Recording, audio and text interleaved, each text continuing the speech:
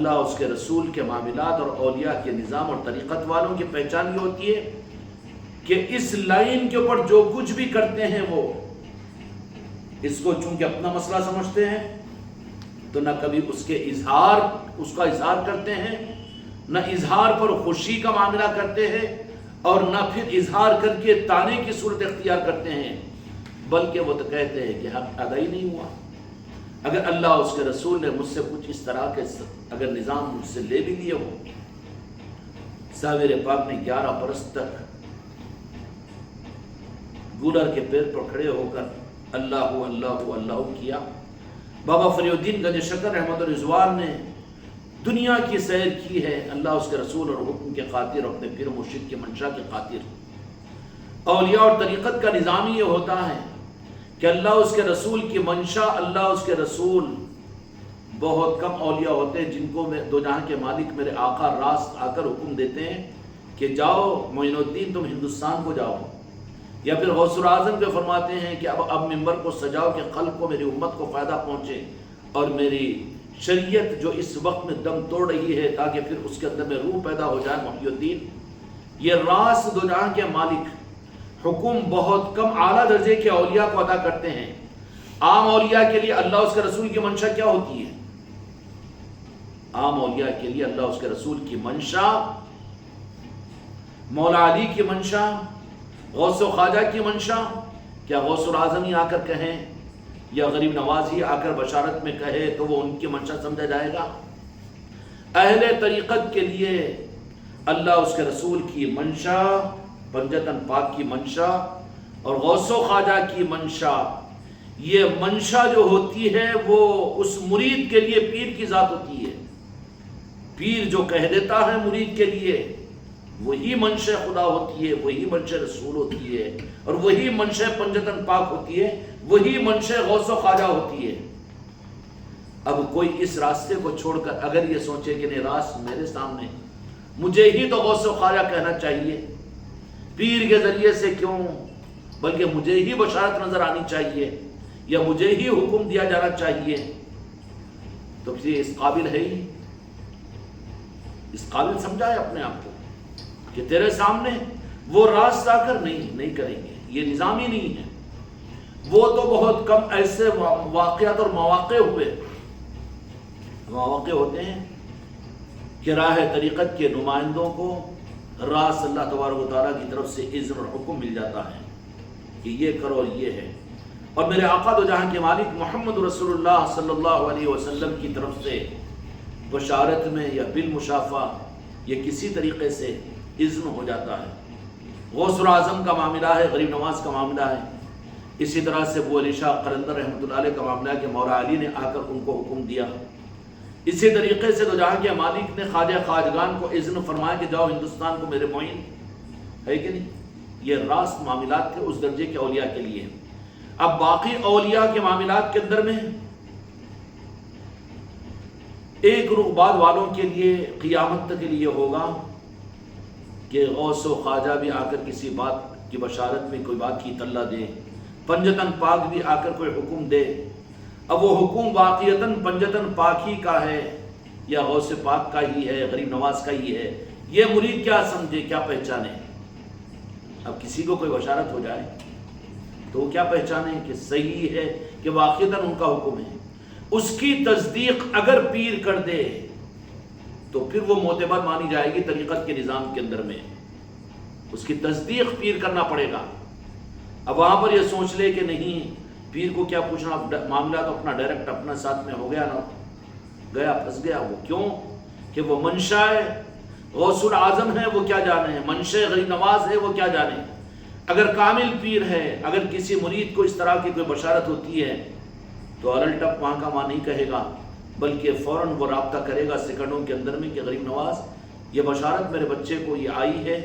یہ بشارت ہے کہ شرارت ہے، بشارت ہے کہ شرارت ہے، وہ تصدیق کر دیں گے، بنداس کو کہے گا کہ ہاں بیٹا یہ بشارت ہے، ٹھیک ہے مطمئن رہ جانا۔ اگر وہ پیر دیکھ لے اور کہہ دے کہ شرارت، تو پھر وہ پیر اپنے مرید کو کہے گا بابا اب یہ اور کچھ معاملات کر لو، اس میں کچھ معاملات کر لو، یا پھر اس کے لیے اگر اس پر اعتقاد اور یقین کے لیے مرید میں کمی ہوتی ہے کہ بیٹا اتنی رکعت نفل نماز پڑھ لیں اور اتنے مسکینوں کو کھانا کھلا دیں، یا پھر اتنے دن یہ آیت پڑھتے رہے، وہ کیوں ہوتا ہے کہ وہ جو درمیان کا گڑبڑنا ہے اعتماد کی کمی کا، تو اس خلا کو پور کرنے کے لیے روحانیت کے نظام میں کہیں شہد میں پانی نہ مل جائے۔ جو سچے اہل طریقت ہوتے ہیں نا، وہ کبھی اس نظام کے اندر میں قیاس کو یا غلط چیزوں کو ملنے کبھی نہیں دیتے۔ وہ سپاہی ہوتے ہیں طریقت کی لائن کے، ان کی ذمہ داری ہوتی ہے کہ اس کی حفاظت کی جائے۔ پیر بنا کر بٹھا دیا گیا تو یہ نہیں ہے کہ صرف نذرانے وصول کرے اور پھول کے ہار مٹھائی کے ڈبوں کے اوپر اور لوگوں کے جیبوں کو چرا کر اپنے جیبوں کو بھرے، اس کے لیے پیر نہیں ہوتا۔ پیر جو ہوتا ہے ایک ایک مرید کے لیے اس کی روحانیت کا چوکیدار اور نگہبان ہوتا ہے۔ وہ کیا ہوتا ہے؟ نگہبان ہوتا ہے کہ غلط رخ کے اوپر تو نہیں جا رہا، اس کے تو ایمان کی حفاظت کی ذمہ داری، اس کے تو شریعت اور دین کی حفاظت کی ذمہ داری، اور اس کے تو آخرت کی اور اس کے تو دین کی حفاظت کی ذمہ داری اس پیر کے ذمہ ہوگی۔ مرید تو بے فکر ہو جائے گا کیونکہ وہ حوالے ہے، اور جو حوالے نہیں ہوتا، جو تلمل کرتا رہتا ہے، تو طریقت کے قابل ہے ہی نہیں۔ نا امیدی تو اسراف کے در میں کفر ہے۔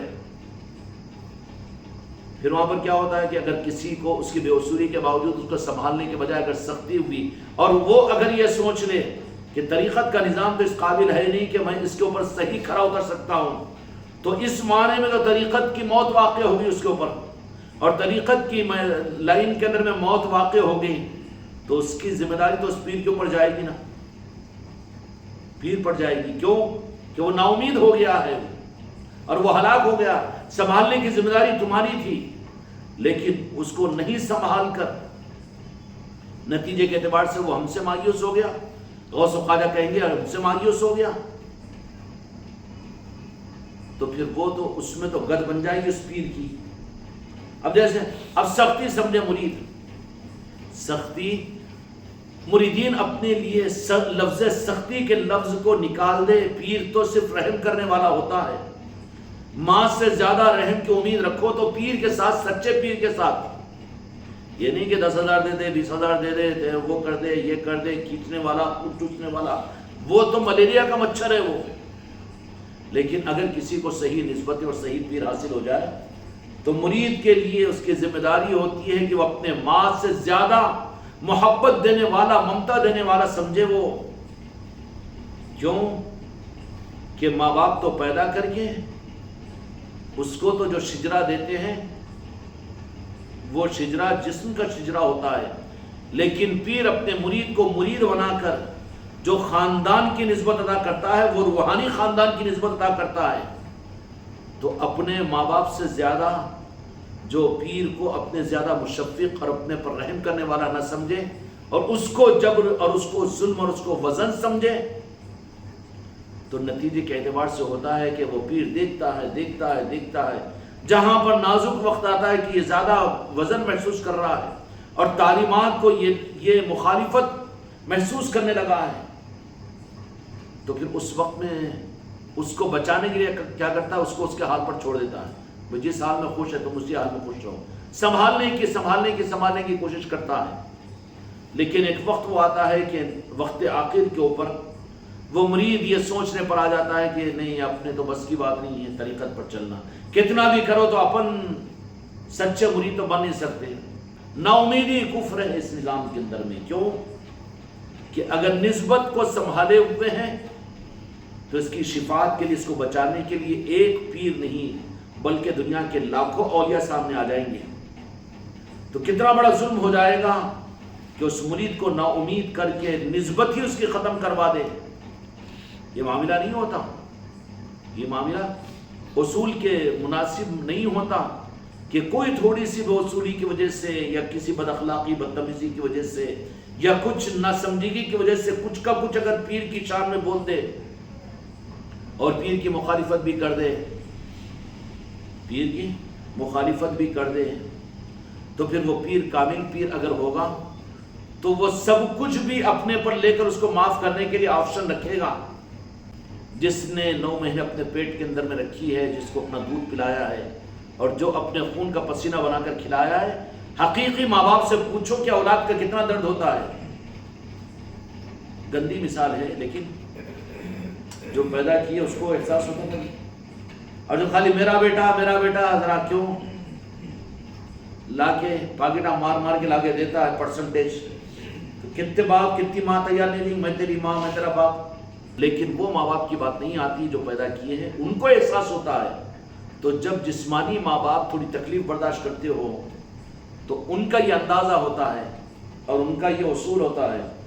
تو پھر واقعتاً جو روحانی اعتبار سے جن کو حوالے کیا گیا ہے، جسم کے وجود بخشنے والے تو ماں باپ ہوتے ہیں. ان کو اتنی فکر ہوتی ہے کہ کچھ بھی ہو، دنیا کی نظر میں سب سے زیادہ برا اگر ہو، لیکن ماں وہ ہوتی ہے کہ اس بچے کو اپنا لالی کہے گی، سب سے اچھا کہے گی. سب تو اس کو دنیا کا بدتر کہیں گے، لیکن باپ ایک رخ کے اوپر آ کر کہے گا کہ نہیں بہتر ہے، وہ اتنا برا نہیں ہے میرا بیٹا، اس سے برا ہے دنیا میں. یہ جسمانی ماں باپ کا، یہ ماں باپ کی پہچان ہے. تو کیا اندازہ کر سکتے ہیں ہم ان ماں باپ کے مقابلے پر وہ جو روحانی جن کو باپ بنا دیا جاتا ہے اور جو ماں بن کر جن مریدین کو سنبھالتے ہیں. واقعتاً اگر وہ صحیح ہو تو پھر وہ اپنے مریدین کے بارے میں کتنے مخلص ہوں گے. کیا اس کو برباد کرنا اور اس کی نسبتوں کو چھین لینا یا کاٹ دینا؟ آخر وقت تک بھی پیر کامل اس کے لیے ایک راستہ باقی رکھتا ہے کہ آج نہیں تو کل، آج نہیں تو کل، آج نہیں تو کل. اس کو دور بھی کرتا ہے، تلقیہ بھی کرتا ہے، کچھ یہ بھی ہوتا ہے، پھر اس کو احساس بھی دلاتا ہے اور کچھ بشارتوں کا نظام بھی کھلواتا ہے تاکہ کم از کم سنبھل جائے. تو وہ تو آخر وقت تک اس کو نبھائیں گے. اس کے لیے نہ بدعا کریں گے، نہ اس کے لیے اس کے دل کو پلٹائیں گے، نہ اس کا بدلہ لیں گے، بلکہ یہی کہ سامنے آ جائے تو اس کا دل بھی توڑیں گے نہیں. غریب نواز، آپ کے نام پر لوگ دنیا اتنا دھوکہ دے کر لوگوں کو ان کا استحال کر رہے ہیں، دیغوں اور بکروں کے نام پر دنیا کو حاصل کر رہے ہیں آپ کے نام پر، اور آپ کی نگری میں آ کر لوگوں کو اس طریقے سے. تو پھر ذرا ان پر کہ اگر اللہ نے اپنی دوستی اپنے محبوب کے نعرہ پاک کے صدقے میں عطا فرما دی، اب راست اللہ کے ساتھ میں کہ دیکھو ہمارے نام پر یہ دنیا کما رہا ہے، ہماری نگری میں آ کر ہم کو ہماری بدنامی کا باعث بندہ یہ ہو رہا ہے، خدا سے کہہ دیں. تو خدا نے تو وہاں پر دفعہ 303 لگا کر رکھا ہے نا، جو میرے کسی ولی کے ساتھ دشمنی کرے میرا اعلان جنگ ہے. اللہ اگر مقابلے پر میدان میں آ جائے تو پھر اس کا کیا حال ہوگا؟ اور وہ بات جب میرے آقا کی بارگاہ میں پہنچے گی، چونکہ اولیاء کا معاملہ اللہ سے تو ہوتا ہے لیکن دوستی کا ہوتا ہے. فدائیت کا جو رشتہ ہوتا ہے اولیاء کا، وہ رسول پاک سے ہوتا ہے، میرے آقا سے. اقدام کے لیے اولیاء کو رکانے والا کوئی نہیں ہوتا، صرف وہ میرے آقا کی مزاج کی اور میرے آقا کی منشا کی رعایت رکھتے ہیں.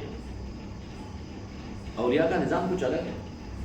کہ اس کو اس کے سنبھالنے کے لیے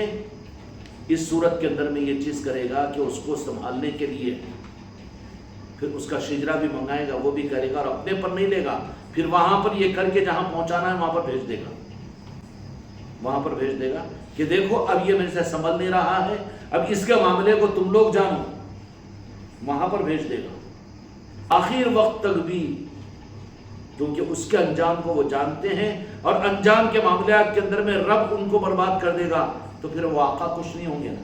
کچھ بھی تھا ہوگا، میرا گناہ گار امتی تھا، میرا نام لیوا تھا، کسی نہ کسی صورت میں میں تو تھا نا ان کے لیے، کیا میری تو مخالف. ہاں، بدعقیدے جو ہے، گستاخ رسول جو ہے، جتنا غصہ نکالنا ان پر نکالو، چاہے وہ تمہاری اولاد کیوں نہ ہو، تمہارا بھائی کیوں نہ ہو، تمہارا باپ کیوں نہ ہو، جو گستاخ رسول، گستاخ اولیاء، گستاخ پنجتن پاک ہو، ان کے اوپر جتنا نکالنا ہو نکالو، نکال سکتے ہیں. لیکن بالمقابل اس کے ان کو تو ان کے ساتھ میں رہ رہے ہیں، ان کو اپنے بغلوں میں چھپا رہے ہیں، ان کے ساتھ میں بیٹھ رہے ہیں، کھا رہے ہیں، اپنے گھروں میں رکھ رہے ہیں، ان کے پاس میں جا رہے ہیں، ان کو تو سر پہ سے ہاتھ پھرا رہے ہیں. اور پھر سفرہ کہاں نکال رہے ہیں؟ سفرہ ان لوگوں پر نکال رہے ہیں. تو اس کی وجہ سے تو میرے آقا دو جہاں کے مالک کی ناراضگی کا احساس ہی ختم ہو جائے گا اس کو کیوں کہ ہر کلمہ پڑھنے والے کو چاہے وہ زبان سے کلمہ کیوں نہ پڑھے لیکن زبان سے بھی کلمہ پڑھتا ہے تو مدینے والوں کے ساتھ میں اس کو ایک نسبت ہوتی ہے، اور میرے آقا اس کو قیامت میں اگر وہ گستاخ اگر نہ بن جائے تو اس کی شفاعت میرے آقا فرمائیں گے۔ اولیاء اکرام کا صرف رخ یہ ہوتا ہے کہ اللہ سے بول کر بھی اس کو برباد نہیں، اس کی نسلوں کو برباد ہم کروا سکتے ہیں، لیکن دو جہاں کے مالک میرے آقا نے طائف والوں کے لیے فرمایا نا کہ یہ گستاخی بے ادبی کر رہے ہیں، میری ذات کے ساتھ نہیں پہچان رہے، لیکن ان کی اولاد اب انہیں دعا کرنا بدعقیدوں کو برباد کر دے اور وہابیوں کو ہلاک کر دے اور ان کی نسلوں کو برباد کر دے، ارے ارے ارے ارے ارے یہ رخ نہیں ہے۔ کیا فرمایا طائف میں میرے آقا نے؟ یہ نہیں تو یہ مجھے نہیں پہچان رہے ہیں، بے ادبی کر رہے ہیں، لیکن ان کی اولاد میں ضرور ایسے لوگ پیدا ہوں گے جو مجھے پہچانیں گے، میرے حق کے سپاہی بنیں گے۔ تو یہ رخ ہوتا ہے اولیاء کے پاس میں بھی، چونکہ وہ حقیقت والے ہوتے ہیں، رخ یہی ہوتا ہے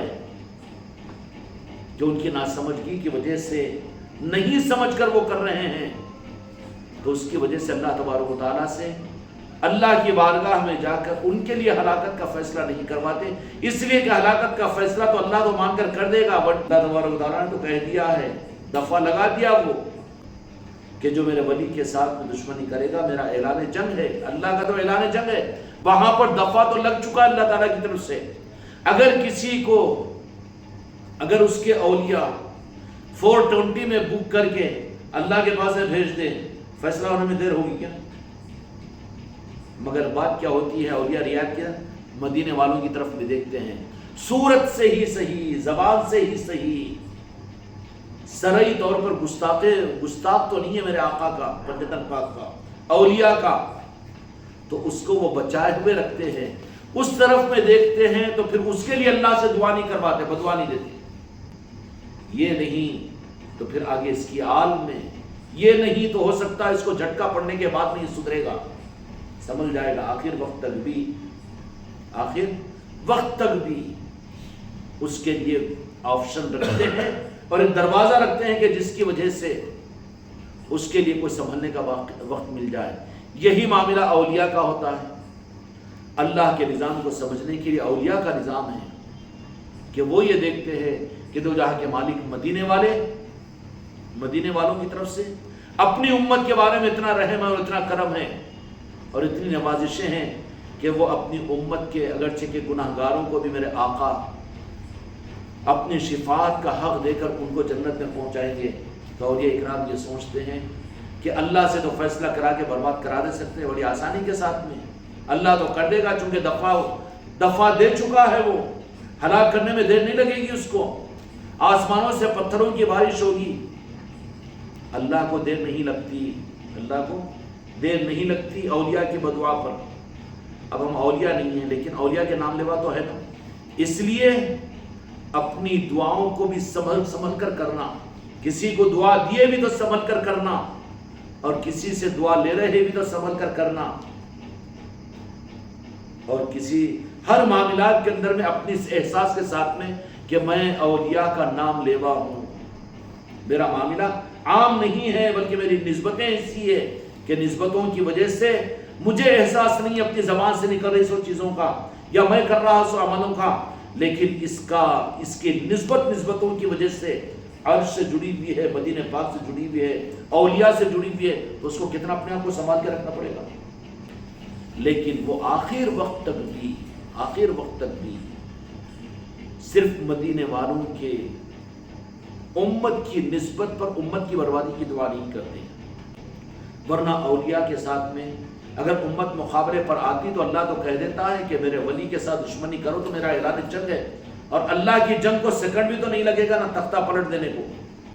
لیکن آخر وقت تک بھی وہ سنبھالتے رہتے ہیں، اور ان کی وجہ یہ رہتی ہے کہ وہ مدینے والوں کا کسی نہ کسی صورت میں نام لینے والے ہیں۔ اس لیے اللہ تبارک و تعالیٰ کو بھی اللہ کی بارگاہ میں اولیاء کیا کر دیتے ہیں، اللہ میری گستاخی کر رہا ہے نا، میری بے ادبی کر رہا ہے نا، مجھے وہ مار رہا ہے نا، مجھے برا کہہ رہا ہے نا، وہ تو میرے ساتھ معاملہ ہے، اللہ تو اس کو برباد مت کر، اللہ اس کو ہلاک مت کر۔ یہ درمیان میں آتے ہیں، اور ان کی وجہ کیا رہتی ہے کہ اس کی وجہ سے کہ وہ مدینے والوں کے ساتھ میں جڑا ہوا ہے کلمہ پڑھ کر، تو اگر یہ ہلاک کروا دیں تو پھر مدینے والے اگر یہ سوال کر لیں کہ تم اللہ کے دوست ہو کر اس قانون کے تحت میں میری امت کو، میرا کلمہ پڑھنے والے، میرا نام لینے والے ہی کو تم نے برباد کر دیا، تو پھر میرے آقا کی ناراضگی، اولیاء تو اللہ کی ناراضگی کو ایک بار کے برداشت کر لیتے ہیں، لیکن اولیاء ہوتے وہ ہے جو میرے آقا کی ذرہ برابر کروڑے حصے کی رخ کے پھرنے کو برداشت نہیں کرتے، وہ مر جانا پسند کرتے ہیں، بڑے حساس ہوتے ہیں اولیاء اکرام، ان کا رخ مدینے کی طرف میں رہتا ہے، میرے آقا کی مسکراہٹ کی طرف میں رہتا ہے، وہ اپنی زندگیوں کو بھی داؤ پر لگا دیتے ہیں میرے آقا کی مسکراہٹ کے عنوان پر۔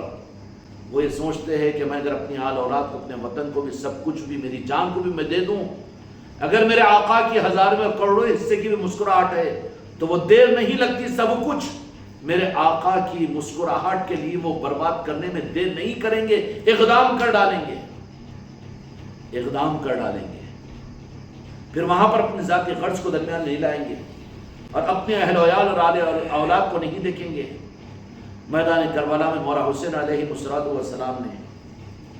یہ سب کچھ بھی 72 کی شہادتوں کو شیر خاروں کے اپنے نظروں کے سامنے دیکھا، لیکن دیکھ رہے تھے اور منشا مصطفیٰ کو پہچان رہے تھے، کوئی مسئلہ نہیں ہوا۔ پھر آخر میں کہا کہ حسین بہت دیر ہو رہی ہے، تو پھر کیا کیا؟ اچھا نانا جان کی مرضی یہی ہے، پھر تو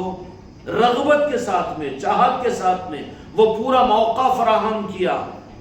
پورا موقع فراہم کیا کہ شمر ذی الجوشن سامنے مقابلے پر آیا، لڑکھڑا رہے اس کے قدم، تلوار تین طرف میں جا رہی ہے، تو کہہ رہے کہ ایسا یہ میرے گردن پر وار نہیں کرے گا، اس کی ہمت نہیں ہے، کیونکہ جانتا ہے وہ۔ تو کیا کہ پھر موقع دیا اپنی طرف سے، کہے گا موقع دیا۔ مولا حسین کی شہادت یا اولیاء اکرام کی قربانیاں مجبوری کے لیے نہیں ہوتی، بلکہ منشا مصطفیٰ کو دیکھ کر ہوتی ہے۔ وہ کیا کیا کہ اچھا ایسا تو مجھے یہ نہیں کرے گا نا،